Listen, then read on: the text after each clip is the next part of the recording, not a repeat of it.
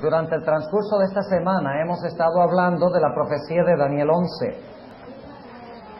Y como la mayoría de los que están aquí en esta mañana en realidad no han estado durante la semana, necesito repasar la secuencia de eventos que tenemos en la pizarra.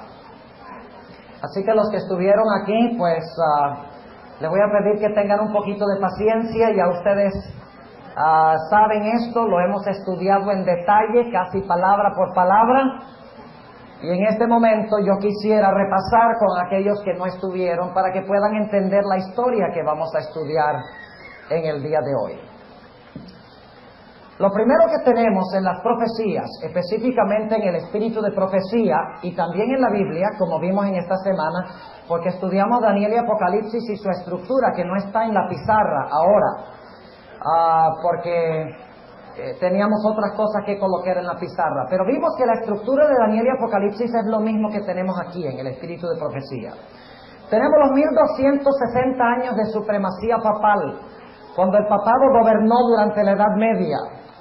Luego en 1798 el papado cayó, recibió una herida de muerte, pero luego estudiamos en las profecías que como por parte de la ayuda de los Estados Unidos, al papado se le sanará la herida mortal que recibió en 1798 y que cuando se le sane la herida conquistará el mundo entero. Eso lo estudiamos anoche. ¿Cuántos estuvieron anoche? La conquista del mundo por parte del rey del norte.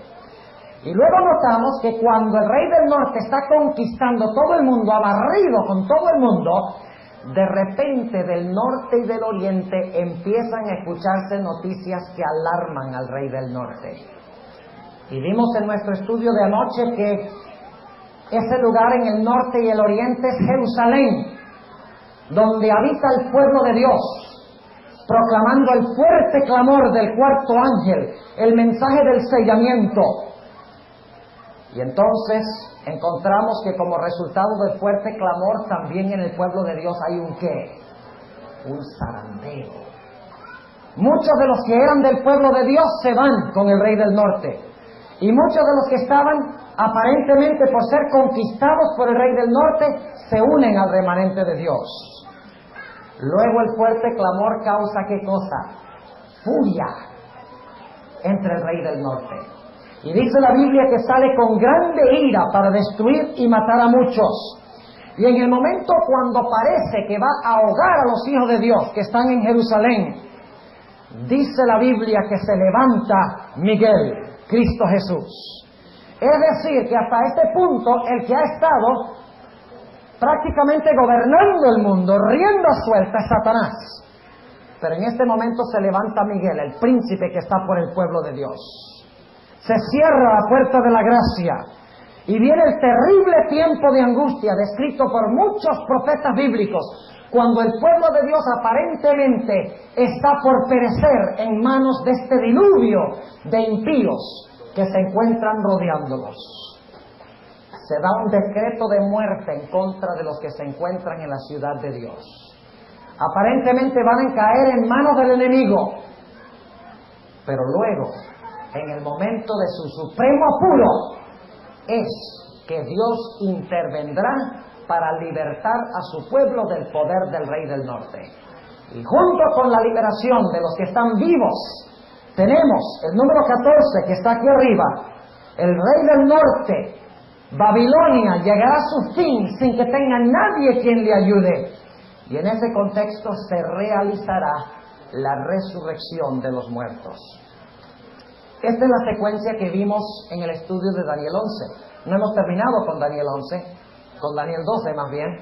Todavía esta tarde tenemos que hablar del levantamiento de Miguel, del tiempo de angustia, del decreto de muerte, de la liberación del pueblo de Dios, del fin del rey del norte sin que tenga nadie quien le ayude, y de la resurrección. Está todo allí en la secuencia de Daniel 11 y también el capítulo 12. Ahora, en esta mañana yo quisiera ilustrar esta secuencia que tenemos en la pizarra. Lo quiero ilustrar con una historia que encontramos en el Antiguo Testamento, que muestra todos los pasos básicos que tenemos aquí en la pizarra. Cómo el de Dios es puesto en supremo peligro, supremo apuro, y cómo Dios interviene para librar a su pueblo. Sin embargo, antes de hacerlo, necesito explicarles a los que no estuvieron aquí un principio de interpretación bíblica muy importante. Y es que aquellas cosas que eran literales en el Antiguo Testamento, hoy deben entenderse espiritual y mundialmente. Déjenme ilustrar lo que quiero decir. En el Antiguo Testamento el rey del norte era Babilonia, la Babilonia literal. Y también era Asiria, porque Asiria quedaba al norte de Jerusalén.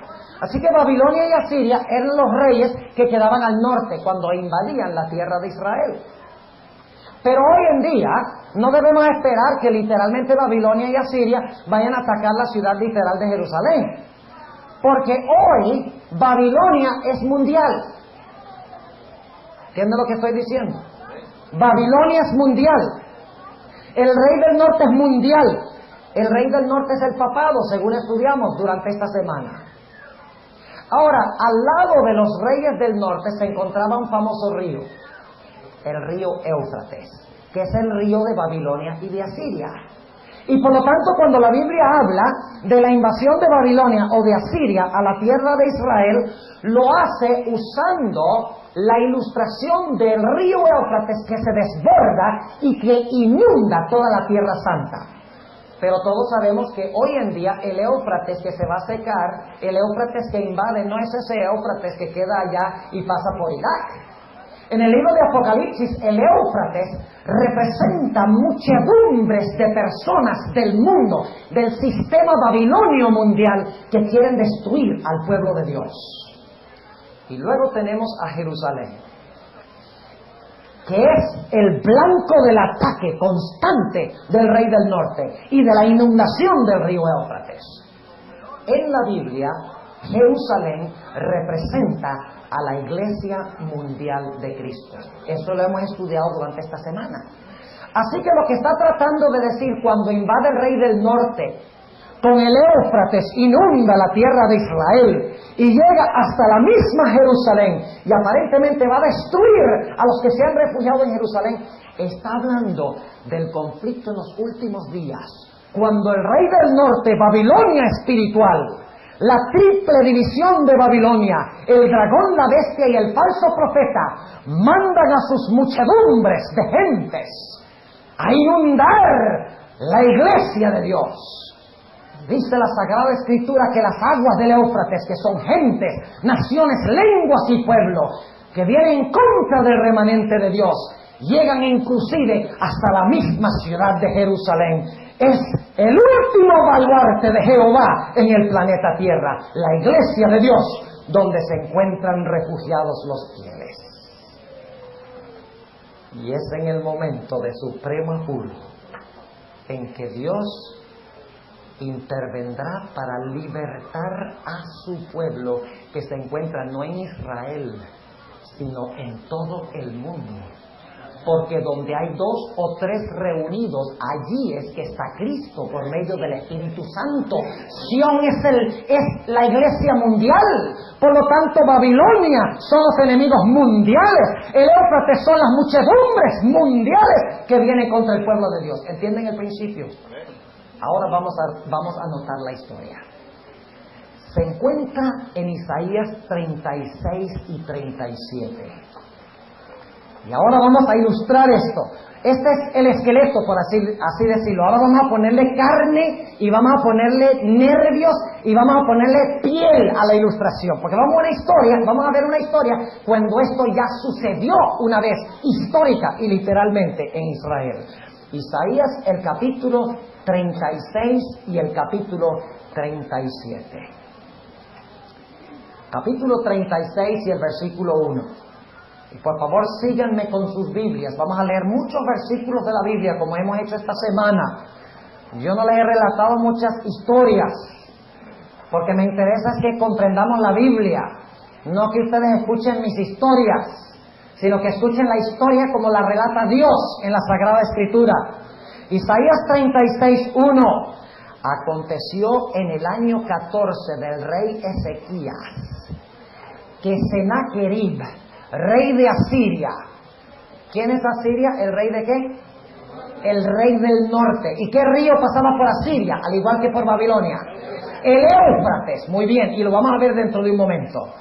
Dice, Senaquerib, el rey de Asiria, subió contra todas las ciudades fuertes de Judá. ¿Y qué hizo? Y las tomó. ¿Es eso lo que vimos en nuestro estudio de anoche? ¿Qué hizo el rey del norte? Entró a la tierra que deseable y arrasó con todo, menos con tres ¿qué? Menos con tres provincias que eran los hermanos sanguíneos de Israel. ¿Y qué hicieron esos? ¿Por qué no los conquistó?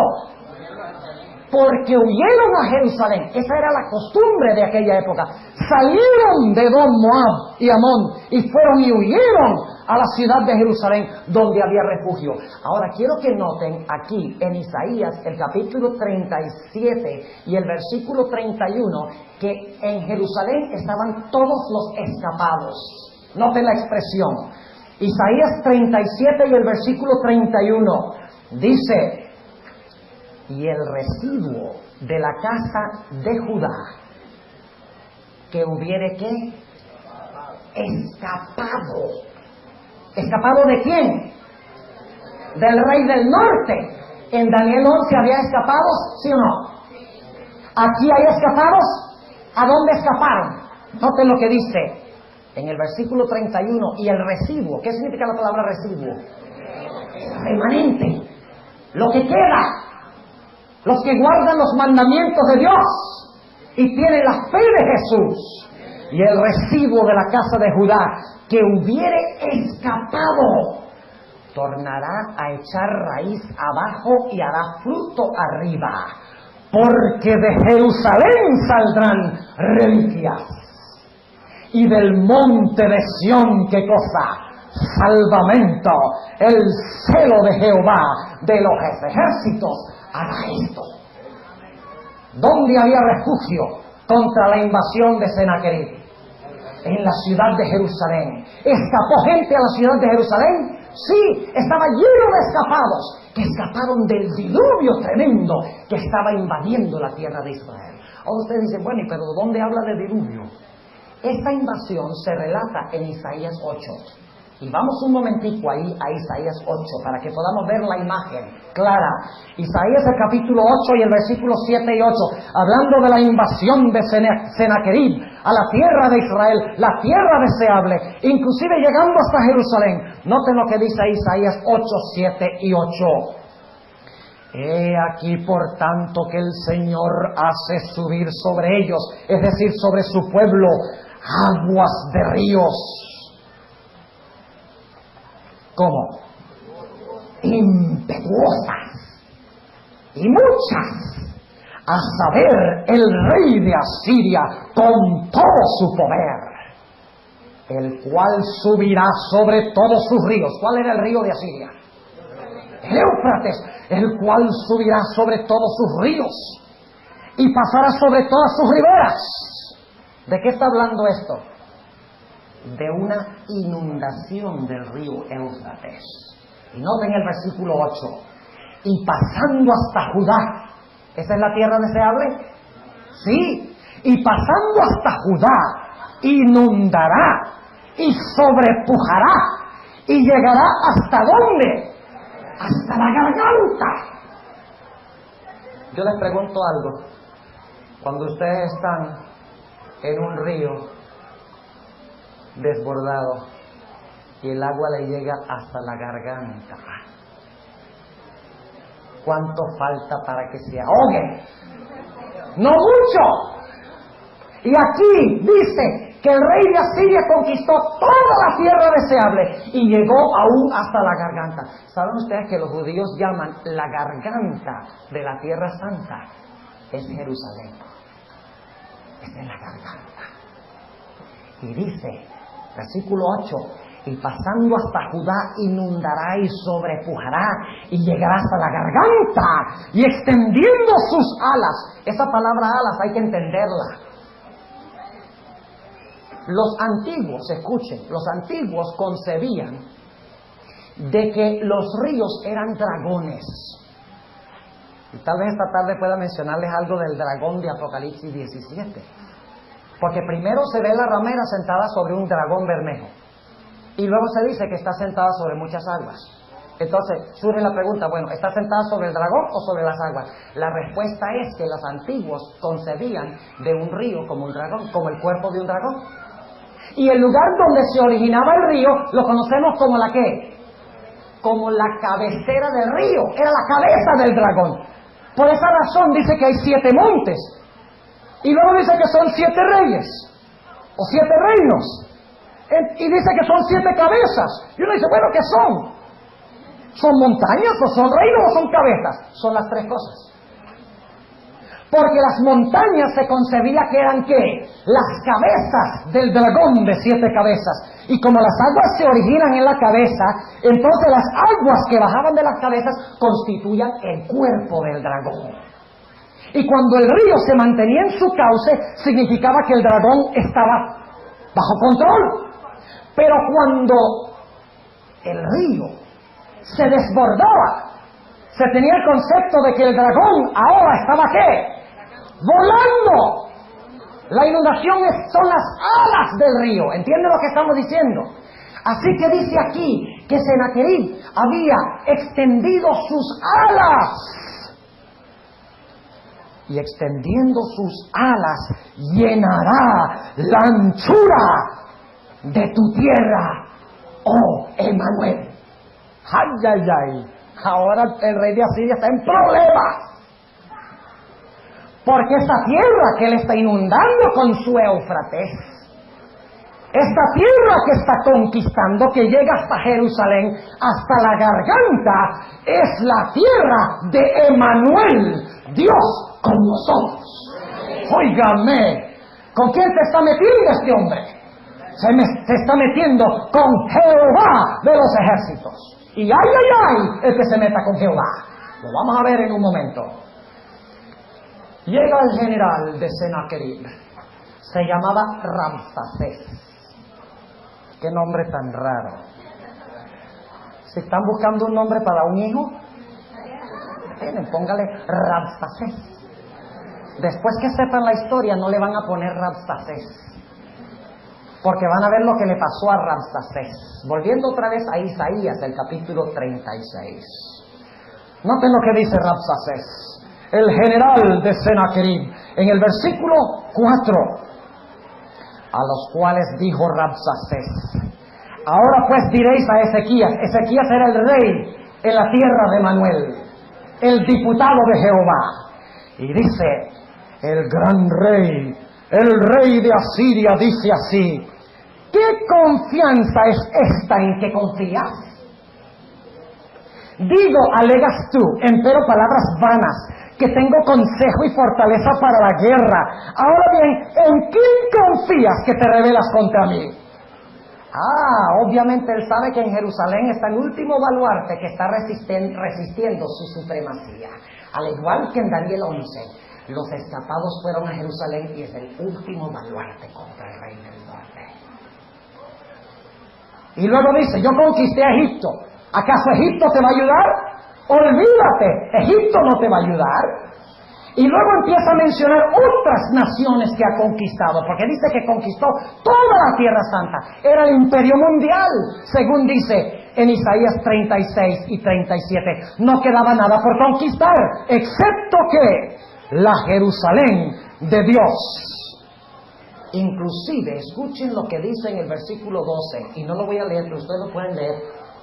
Dice allí, Rabsacés, hablando de los que estaban sobre los muros, dice, yo voy a hacer que ustedes se coman su estiércol y beban su orine. Óigame, ¿qué clase de desafío es ese? Y luego dice, fíjense, sigue el desafío contra Dios. Dice en el versículo 13, púsose luego en pie Rabsacés y gritó a grande voz en lengua judaica, diciendo, oíd las palabras del gran rey, el rey de Asiria. El rey dice así, no os engañe Ezequías, porque no os podrá librar. ¿Cuál es la palabra clave en Daniel 12:1? Cuando el rey del norte inunda y llega hasta las orillas de Jerusalén. En aquel tiempo tu pueblo será libertado. ¿Y quién libra al pueblo en Daniel 11? Miguel. El arcángel Miguel, el ángel de Jehová. No olviden eso. Versículo 15. Ni os haga Ezequías confiar en Jehová diciendo, ciertamente Jehová nos librará. No será entregada esta ciudad en manos del rey de Asiria. Ni siquiera crean lo que dice Dios. Porque Dios había dicho que no iba a entrar a la ciudad de Jerusalén. Y luego note, primero amenaza, y luego entonces lo que hace es tratar de sobornar a los que están adentro. ¿Saben ustedes que la hermana White dice que el rey del norte usará, el papado usará amenazas, pero al mismo tiempo usará promesas de recompensas para que el pueblo de Dios abandone su posición y se una al enemigo? Escuchen lo que dice en el versículo 16. No escuchéis a Ezequías, porque el rey de Asiria dice así: haced conmigo paz y salid a mí y coma cada uno de su viña y cada uno de su higuera. O sea, si ustedes se unen a mí, van a poder ¿qué? Comer. ¿Qué es lo que hace Babilonia al final? ¿Prohíbe qué? Comprar y vender. Él dice, no, ustedes pueden comer, no hay ningún problema, tranquilos. Si salen a mí en paz y se unen a mí, coma cada uno de su viña y cada uno de su higuera y beba cada uno las aguas de su pozo. ¡Qué linda oferta! Y muchos adventistas escucharán esa oferta y dirán, sí, ¿cómo puedo vivir sin comer? ¿Cómo puedo vivir sin comprar y vender? Yo no puedo.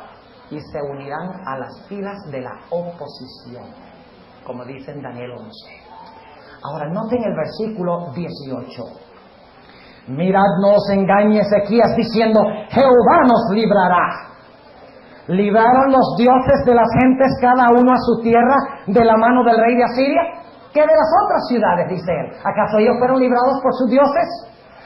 Versículo 19, ¿dónde está el Dios de Amat y de Arpad? ¿Dónde está el Dios de Sepharvaim? ¿Libraron a Samaria de mi mano? Porque ya había conquistado las 10 tribus del norte. Samaria era la capital. No faltaban sino las 2 del sur, en Jerusalén. Y luego el versículo 20 dice, ¿qué Dios hay entre los dioses de estas tierras que haya librado su tierra de mi mano para que Jehová libre de mi mano a Jerusalén? ¿Cómo se llama eso? Blasfemia.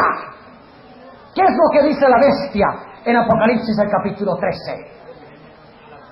Dice blasfemias, pero ¿qué es lo que dice específicamente en Apocalipsis 13 y el versículo 4? Dice, porque grande es el poder de la bestia y ¿quién podrá lidiar con ella? Lo mismo que dijo Nabucodonosor cuando echó los 3 jóvenes en el horno. ¿Y qué Dios podrá librarlos de mis manos? Ya van a saber cuál Dios. Versículo 21. Mas callaron.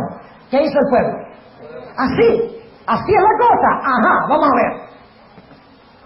Y se arman y buscan sus ejércitos y buscan sus espadas y buscan sus lanzas y buscan sus arcos y buscan sus flechas. Eso es lo que hacen, ¿verdad?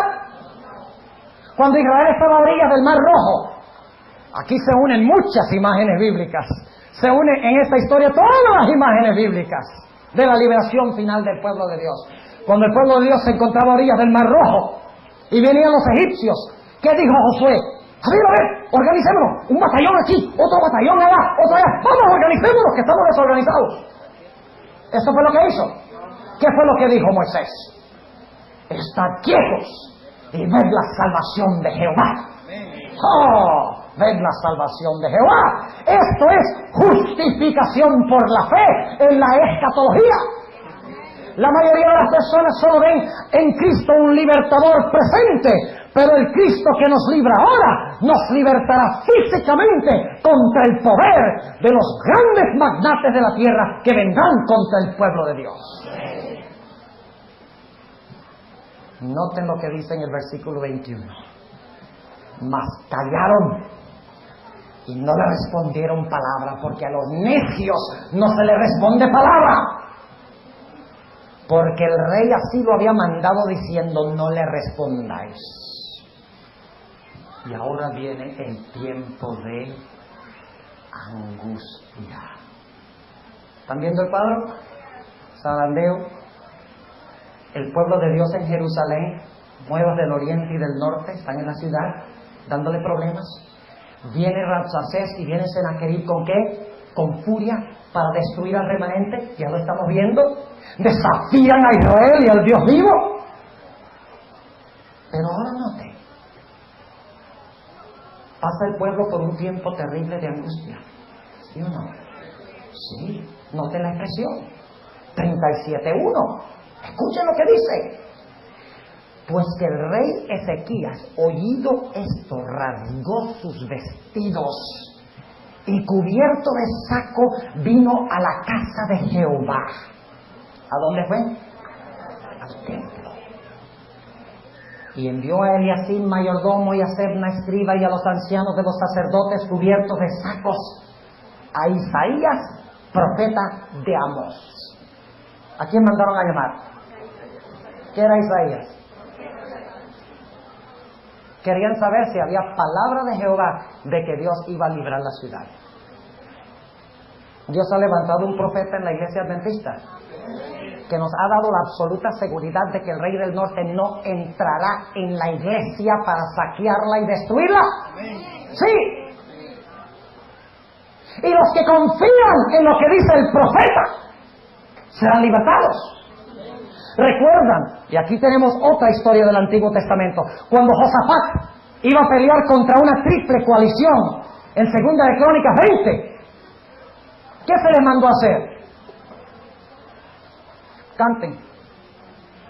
¿Qué forma tan peculiar de ganar una guerra? Marchen y canten. ¿Qué forma peculiar? Pero también dice: creed a sus profetas y seréis prosperados.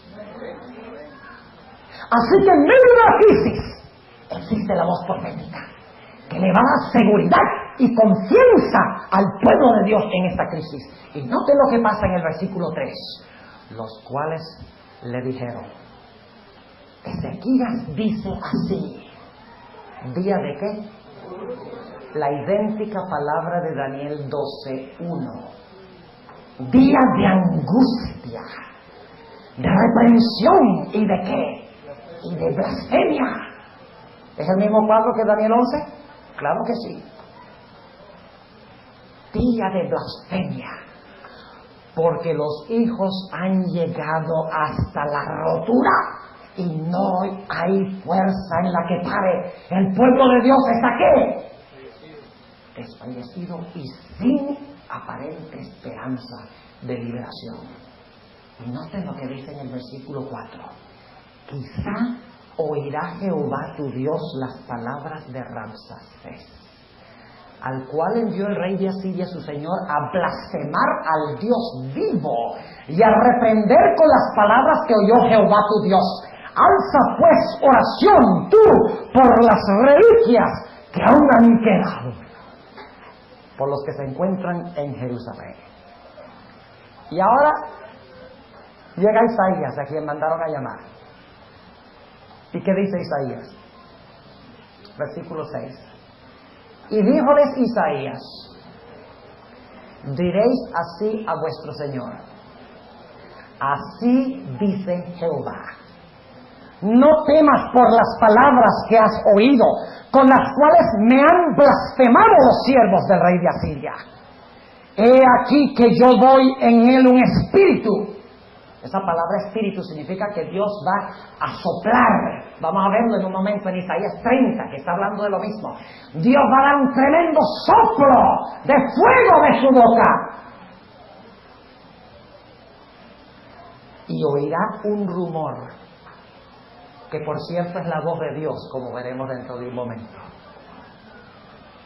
Y volveráse a su tierra, y yo haré que en su tierra caiga como a cuchillo. ¿Y quiénes lo mataron? Sus propios hijos. ¿Tienes algún simbolismo en las profecías? ¿Quiénes se levantan contra el rey del norte? los mismos hijos que tantos los habían admirado, los hijos espirituales. Y luego entonces llega una carta de Sennacherib con otra amenaza. Escúchenla en el versículo 10. Diréis así a Ezequías, rey de Judá: no te engañe tu Dios. Oiga, qué atrevido. No te engañe tu Dios. Isaías ha dicho: Sennacherib no entrará en esta ciudad. Y Sennacherib mandó decir: no te engañe tu Dios, en quien tú confías, diciendo: Jerusalén no será entregado en manos del rey de Asiria. He aquí que tú oíste lo que hicieron los reyes de Asiria a todas las tierras, que las destruyeron, y escaparás tú. Fíjense, otra vez, la referencia a la invasión de la tierra de Israel. Escaparás tú. Versículo 12. Libraron los dioses de las gentes a los que destruyeron mis antepasados, a Gozán y a Aram, a Resef y los hijos de Den que moraban en Telasar. ¿Dónde está el rey de Amat y el rey de Arfad y el rey de la ciudad de Sepharvaim, de Ena y de Iba? ¿Y qué hizo Ezequías? Tomó Ezequías las cartas de mano de los mensajeros y leyólas, y subió a la casa de Jehová y las extendió delante de Jehová. ¿De quién está dependiendo completamente el pueblo en esta historia? De Dios. Versículo 15. Entonces Ezequías oró a Jehová diciendo: Jehová de los ejércitos, Dios de Israel, que moras entre los querubines. ¿Qué quedaba entre los querubines? El arca del pacto. ¿Y qué había dentro del arca del pacto? La ley. ¿Saben ustedes, según Apocalipsis, de dónde salen las plagas? Del arca del pacto. Sí. Porque la gente ha pisoteado la ley de Jehová. Las plagas salen del arca, donde se encuentra la ley. Y ustedes dicen: bueno, ¿dónde dice eso? ¿Ustedes recuerdan los filisteos incircuncisos que pisoteaban la ley de Jehová? ¿Recuerdan? ¿Y qué pasó? Conquistaron a Israel y se llevaron el arca. Y lo pusieron en el templo de Dagón. Y la próxima mañana Dagón, la cabeza le amaneció ¡pum!, en el suelo. Y entonces dicen: bueno, tal vez corrió un ventarrón o algo en el templo y tumbó la cabeza. Y entonces volvieron a poner la cabeza y dejaron el arca ahí. Y la próxima mañana no solamente estaba la cabeza en el suelo, sino que estaba quebrada. Y luego empezaron a caer plagas sobre las ciudades de los filisteos. Ustedes saben la historia. Porque manos incircuncisas que insistían en pisotear la ley tenían en su medio el arca de Jehová. Por eso siempre que el pueblo estaba en crisis, iban al arca de Jehová para reclamar su protección. Y sigue diciendo, versículo 16: Jehová de los ejércitos, Dios de Israel, que moras entre los querubines, solo tú eres Dios. Sobre todos los reinos de la tierra, tú hiciste los cielos y la tierra. Inclina, oh Jehová, tu oído y oye. Abre, oh Jehová, tus ojos y mira, y oye todas las palabras de Sennacherib, el cual ha venido a blasfemar al Dios viviente. Ciertamente, oh Jehová, los reyes de Asiria destruyeron todas las tierras y sus comarcas, y entregaron los dioses de ellos al fuego, porque no eran dioses, sino obras de manos de hombre, heno, leno, piedra. Por eso los deshicieron. Ahora pues, Jehová, Dios nuestro, que líbranos, ahí está la palabra clave, de su mano, para que todos los reinos de la tierra que conozcan que solo tú eres Dios. Y ahora viene la respuesta de Dios. ¿Entrará Sennacherib a Jerusalén? ¿Tocará a la iglesia la niña del ojo de Dios? ¿Contra quién venía a pelear en realidad Rastasés? A ver, ¿qué venía a conquistar? ¿Qué era lo que venía a conquistar? A Jerusalén y los que estaban adentro, ¿verdad? pero al tratar de conquistar al pueblo de Dios, ¿contra quién verdaderamente había venido? Ahora escuchen bien lo que voy a decir. Muchas iglesias enseñan, cuando ven la batalla de Armagedón y dicen que vieron a los ejércitos de la tierra alistados, los reyes y la bestia y el falso profeta, todos armados, listos, mientras Cristo desciende del cielo, que realmente los reyes de la tierra le van a tirar cohetes a Cristo cuando venga. Que esa es la guerra, ¿ve? Porque dice que pelearán contra el Cordero y el Cordero los vencerá. ¿Ve? Van a pelear contra Cristo, pero ¿sabe que no? En las profecías, los impíos pelean contra Dios en la persona de su pueblo. Hay que entender eso. Así que cuando dice que las naciones, que el rey del norte, que Babilonia, que el pueblo pequeño pelean contra Dios, no es directamente, sino que indirectamente. ¿Recuerdan en Apocalipsis 12, cuando se le escapó el hijo varón de la mano de Satanás? ¿Qué hizo? Entonces voy a atacar ¿a quién? A la iglesia. Voy a atacar a su madre. Eso es lo que hace Satanás, porque Satanás sabe que al tocar a la iglesia está tocando ¿a quién? A Cristo. Es como la relación de un esposo y una esposa. ¿Qué haría usted, Pastor Torres, si alguien empezara a maltratar a su esposa? ¿Qué haría? ¿Se quedaría parado? Pero no es contra usted que están peleando. Pero son una ¿qué? Una carne. Y así es la relación entre Dios y su pueblo. Y el que toca a su pueblo, ¡ay! Está tocando aquí a Dios. Y ese es el problema aquí. Sennacherib, Rabsaces tienen planes de tocar la niña del ojo de Dios. Y al pelear contra el pueblo, están peleando ¿contra quién? Están peleando contra Dios. Y eso lo dice más adelante en el capítulo. Leamos la respuesta de Dios, versículo 22. Esto es lo que Jehová habló de él.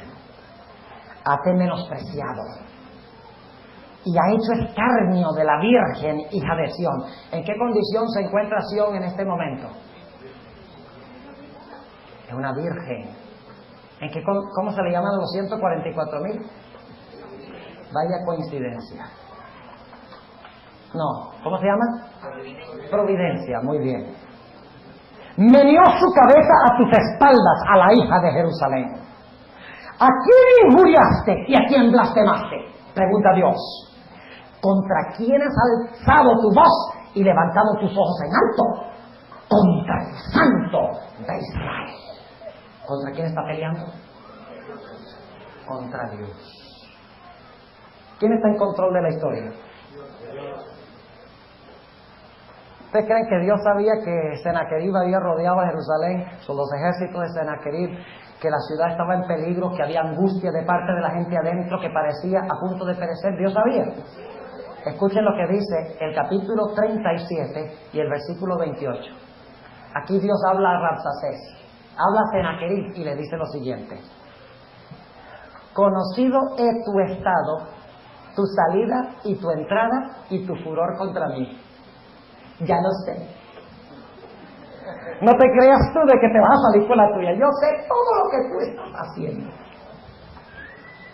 Así que no creas que yo no estoy atento a la necesidad de mi pueblo y que yo los voy a abandonar. Oh sí, los dejo pasar por un tiempo terrible de angustia cuando creen que van a perder su vida, para desarrollar su fe, para purgar la mundanalidad, para que aprendan a confiar en mí. Oh sí, eso sí. Pero el momento que tú trates de tocarlos, ahí te metes tú conmigo y vas a tener problemas.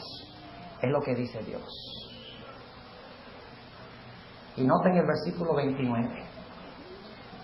Dice que Sennacherib viene con su río, ¿verdad? Viene inundado con su río. Y ahora Dios va a ilustrar a Sennacherib como si es un pescado. Y recuerden eso, porque vamos a ir a Isaías 30 dentro de un momento. Versículo 29. Porque contra mí te airaste. Noten que la pelea es contra quién. Contra Dios. Pero en la persona de quiénes. De su pueblo. Dice, porque contra mí te airaste y tu estruendo ha subido a mis oídos. Pondré pues mi anzuelo en tu nariz.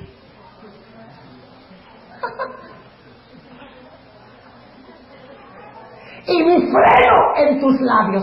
Te voy a poner esparadrapo en la boca para callarte, para que no desafíes y blasfemes al Dios de Israel. Y haréte tornar por el camino por donde viniste. Qué linda promesa. ¿Es eso lo que va a pasar con el rey del norte? Claro que sí. Y noten lo que dice en el versículo 31. Y el residuo, ¿qué es el residuo? El remanente de la casa de Judá que hubiera escapado. ¿Que hubiera cómo? ¿Escapado de quién? De la mano de él. ¿Y dónde están? En Jerusalén. ¿Entra Sennacherib a Jerusalén? ¿Entra el rey del norte a Jerusalén? No, afuera llega a su fin y no tiene quien le ayude. Ya lo vamos a ver. Porque de Jerusalén saldrán reliquias, versículo 32. Y del monte de Sión salvamento. El celo de Jehová de los ejércitos hará esto. Por tanto, así dice Jehová acerca del rey de Asiria. Escuchen bien. No entrará en esta ciudad, ni echará saeta en ella. No vendrá delante de ella escudo, ni será echado contra ella baluarte. Es decir, ni siquiera va a empezar a pelear. Ni una sola flecha. Aquí hay que conectar el Salmo 91. ¿Qué dice el Salmo 91 en cuanto a las saetas? No le tengas miedo. El que habita bajo el abrigo del Altísimo morará bajo la sombra del Omnipotente. ¿Saben ustedes que el Salmo 91 está relatando el tiempo de angustia de Jacob? Porque al final del Salmo dice, pisotearás, ¿qué cosa? Al dragón. Ahí dice, será hecho pitas. No te sobrevendrá mal, ni plaga tocará tu morada. Está hablando del tiempo de las plagas, del tiempo de angustia de Jacob, y así lo usa la sierva de Dios en el conflicto de los siglos.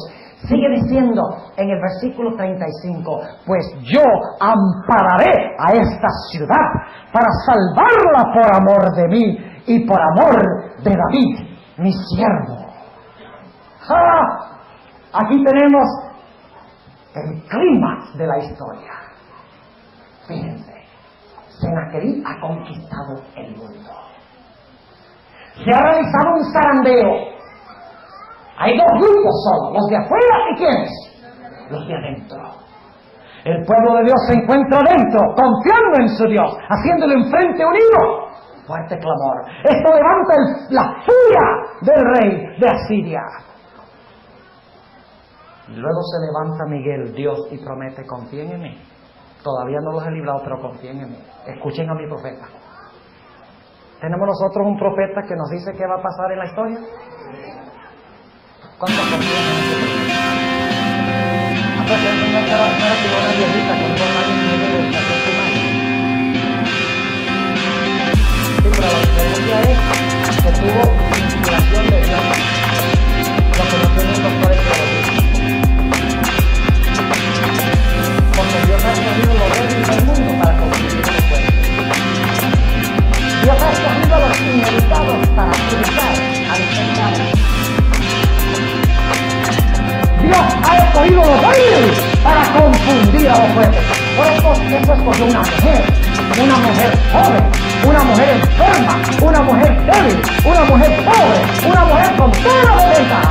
Dios mío, esa sí me sirve. Porque si escoge un teólogo, entonces la gente va a decir, ay, porque el teólogo sabe mucho. Así que escogió la más improbable de todos.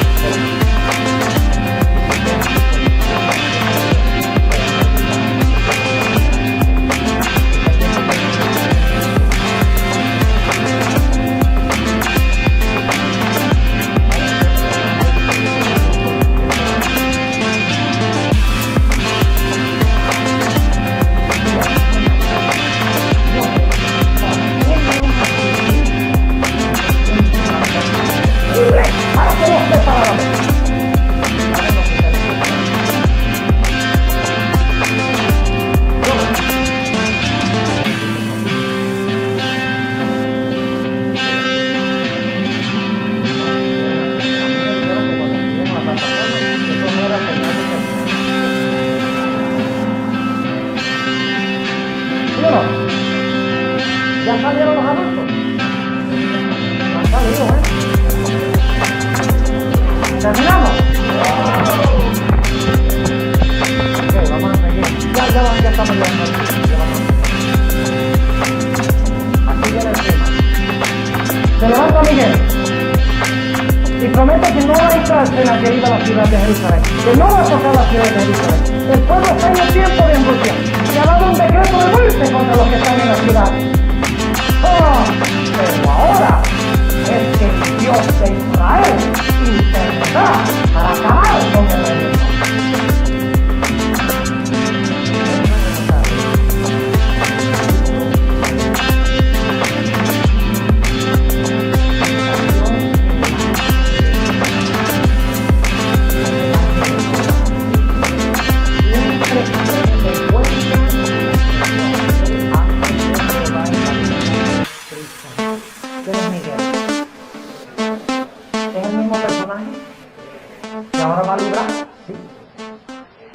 Salió el ángel de Jehová.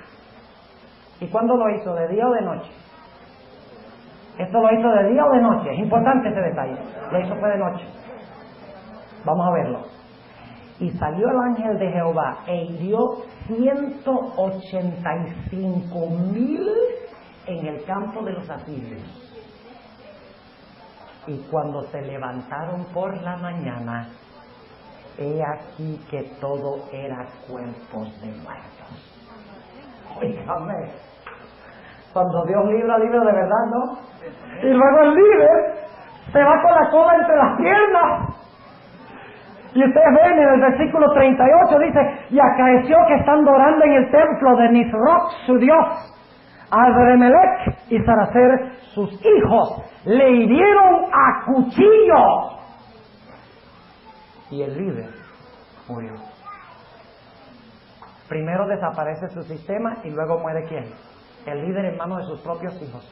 Antes del milenio es destruido el sistema de Satanás. Después del milenio, lean Ezequiel el capítulo 28, se le desenvainan sus espadas, dice allí, los impíos contra la gloria del resplandor de Satanás. Está el cumplimiento final de esto. Ahora necesitamos ir brevemente al cumplimiento de esto. Antes de eso hay que ir a Isaías 30, que les prometí. Isaías 30. Isaías 30, especialmente empezando desde el versículo 26, está hablando del periodo de la quinta, sexta y séptima plaga de Apocalipsis. Y no tengo tiempo de comprobarles eso, pero recuerden, pongan ahí al lado del margen, quinta, sexta y séptima plaga, empezando en el versículo 26. Y vamos a leer el 25 para el contexto. Y está hablando de la misma invasión de Sennacherib y la destrucción de Sennacherib. Dice en el versículo 25: y sobre todo monte alto y sobre todo collado subido habrá ríos y corrientes de aguas en el día de la gran matanza, cuando caerán las torres.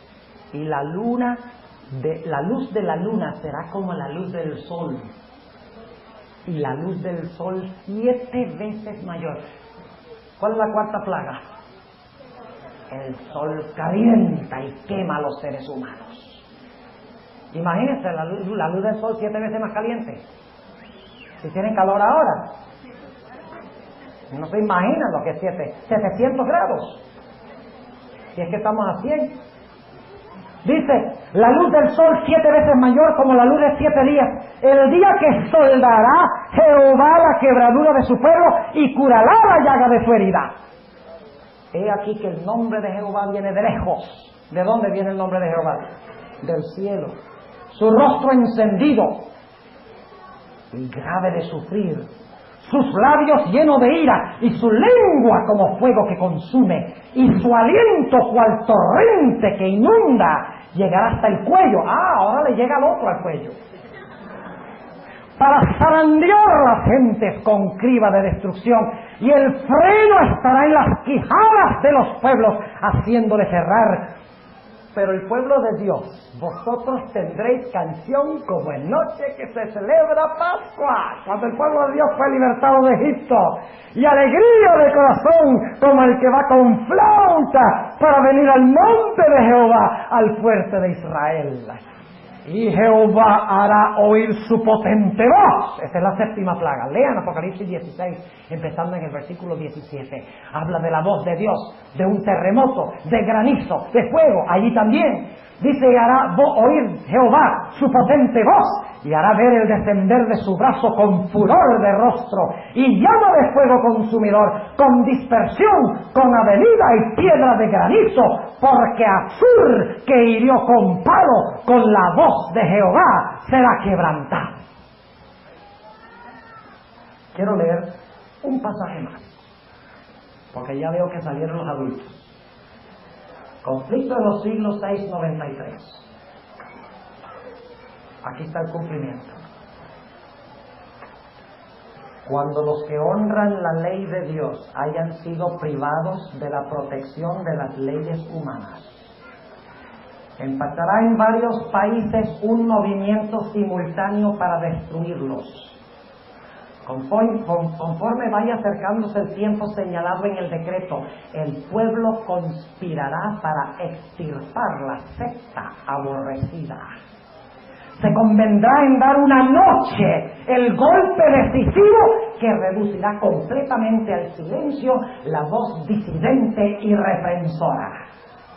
El pueblo de Dios, algunos en las celdas de las cárceles, otros escondidos en ignorados escondrijos de bosques y montañas, invoca aún la protección divina, mientras que por todas partes compañías de hombres armados, instigados por legiones de ángeles malos, se disponen a emprender la obra de muerte. Entonces, en la hora de supremo apuro, es cuando el Dios de Israel intervendrá para librar a sus escogidos. Y luego cita Isaías 30, 29 y 30, que no lo voy a leer. Multitudes de hombres perversos, profiriendo gritos de triunfo, burlas e imprecaciones. De ahí están las blasfemias. Están a punto de arrojarse sobre su presa, cuando de pronto densas tinieblas, más sombrías que la oscuridad de la noche, caen sobre la tierra. Luego un arco iris que refleja la gloria del trono de Dios se extiende de un lado al otro del cielo y parece envolver a todos los grupos en oración. Y más adelante habla de que la espada de cada uno será contra su qué, contra su compañero. Se matarán los unos a los otros, y Dios protegerá y librará a Sión, a su pueblo. Concluyo con esto, jóvenes. Debo decirles que he disfrutado mucho esta semana acá con ustedes. Espero que hayan aprendido mucho más en cuanto a las profecías y cómo estudiarlas especialmente. Eso es lo más importante. Que aprendan a estudiarlas con la concordancia. Dicen aquí, y sabiendo que las profecías hablan de cómo. Historicismo, exactamente. Estudiamos eso esta semana. Muy bien. ¿Quiénes son los que van a estar en Jerusalén?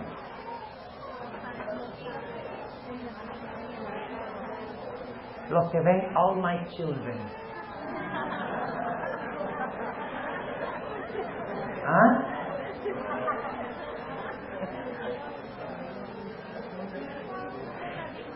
Raiders of the Lost Ark. Los que oyen a Michael Jackson. Rambo 2. Cuando ustedes ven eso y oyen eso, ¿qué clase de carácter forman ustedes? ¿El carácter de Jerusalén o el carácter de Babilonia? La sierva de Dios dice que solo estarán en Jerusalén los que tienen el sello y el nombre de Dios en sus frentes. Sus mentes pertenecen a Dios. Y la mente es determinada por lo que yo permito entrar a ella. Si meto basura, saldrá basura. Porque usted no puede meter basura, como decimos en Venezuela, en un pipote y luego sacar rosas. Si ustedes meten basura, su mente va a salir basura y van ultimadamente a estar con Babilonia. No con los perseguidos, sino con los perseguidores. Como dice en Jeremías 12:5, Si corriste con los de a pie y te cansaste, ¿cómo vas a correr con los caballos? Y si en tiempo de paz estabas tranquilo, ¿qué pasará cuando se inunde el Jordán? Es ahora, en nuestras decisiones pequeñas, que decidimos en cuál de los dos ejércitos estamos. ¿En el de Dios o en el de Babilonia? Y recuerden, la mujer de Lot salió de Sodoma, pero Sodoma no salió de la mujer de Lot. Dios quiera que esta juventud de la Greater New York Campus tome hoy su decisión, tal vez la han tomado durante el transcurso de la semana, que van a estudiar más la Biblia, y van a orar más, y van a testificar más, y van a dedicar su tiempo a la edificación de su carácter, que es lo que perdurará por los siglos sin fin. ¿Cuántos en esta mañana quieren decirle al Señor Jesucristo: yo estoy dispuesto de hacer el esfuerzo necesario para poder estar en Jerusalén? ¿Quieren colocarse de pie? Quiero tener una oración con ustedes en esta mañana. Nuestro Padre y nuestro Dios, te damos gracias por las lindas promesas de liberación que tú nos das. Pero sabemos que solo serán libertados los que se hallaren escritos en el libro de la vida del Cordero. Solo los que siguen al Cordero, solo los que tienen el nombre del Cordero en su frente, solo los que tienen la mente de Cristo. Te ruego, Señor, que bendigas a esta preciosa juventud. ¡Qué ejército formidable, Señor! Si tú entras a ellos por medio de tu Espíritu, la obra puede ser terminada en Nueva York. No permitas que Satanás los use. No permitas que Satanás los distraiga. Úsalos tú. Llénalos, Señor, de tu Santo Espíritu. Dales poder. Vacíalos del yo. Hazlos más estudiosos de tu Biblia. Hazlos que oren más, que testifiquen más, que le hagan un frente unido en contra del enemigo. Dales victoria, Señor. Te lo pido en el nombre de Jesús. Amén.